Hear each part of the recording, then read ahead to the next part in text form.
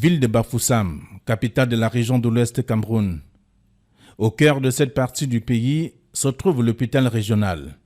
Créé il y a un peu plus de 60 ans, la formation sanitaire de 3e catégorie se réveille peu à peu de sa léthargie depuis l'arrivée de la nouvelle équipe dirigeante. L'hôpital a évolué dans les infrastructures en termes de plateau technique et en termes humains pour s'adapter à l'évolution de la population de la région de l'Ouest. Au moment où nous parlons, c'est un hôpital qui est implanté dans le centre-ville de Bafoussam, qui est bâti sur près de 4 hectares, entièrement clôturé. Les dernières étapes de son évolution, c'était qu'on l'appelait hôpital provincial. Et puis il est devenu hôpital régional dès le jour qu'un décret transformait les provinces en régions. Avec 520 personnels, dont 200 relevant de l'État, et repartis selon les différents services qui existent à l'hôpital régional de Bafoussam.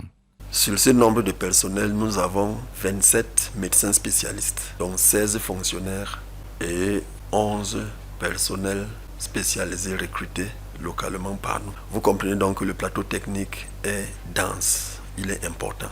L'institution hospitalière vient de rénover le service de pédiatrie pour le bonheur des femmes enceintes.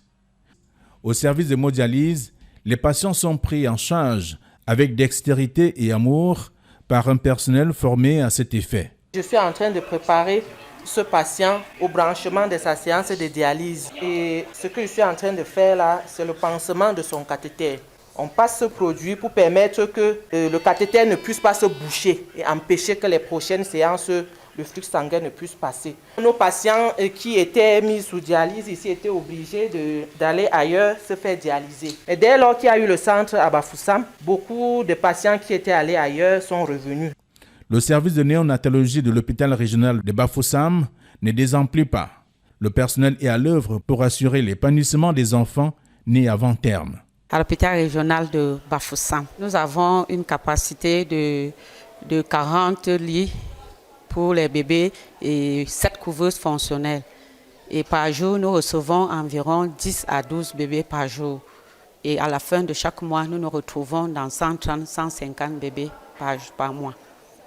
Il y a un projet d'extension de la pédiatrie et de la néonatologie pour subvenir à un peu comme la promiscuité. Puisque nous sommes un peu victimes de notre succès.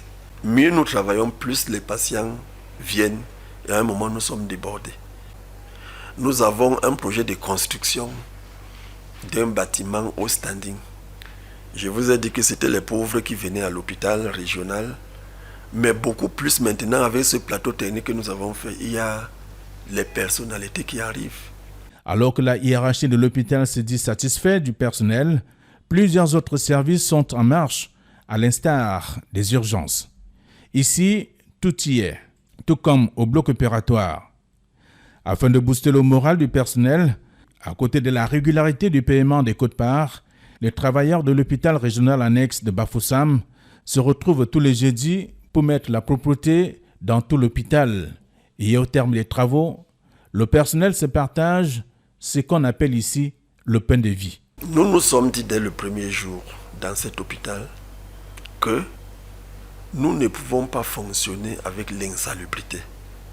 Nous ne pouvons pas fonctionner avec les bâtiments délabrés.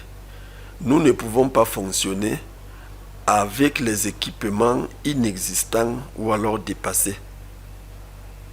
Et plus grave, nous ne pouvons pas fonctionner avec un personnel démotivé. Nous avons donc mis un accent spécial sur l'investissement sur le personnel en leur payant entièrement leur salaire, leur quote-part et d'autres formes de motivation. Une initiative de l'équipe dirigeante actuelle qui souhaite voir améliorer les conditions de travail au sein de l'hôpital régional de Bafoussam. Qui dit merci en demande plus. Nous partons de très loin pour être là où nous sommes. Et avec une bonne communication, nous pensons que les choses peuvent davantage être améliorées. Et personnellement, je remercie le ministre de la Santé publique qui m'a mis dans ce défi. Ce défi qui est énorme, mais que je suis obligé de relever. Et je pense, s'il a les échos, je pense qu'il sait que nous sommes en train de nous battre pour mériter la confiance qu'il nous a donnée.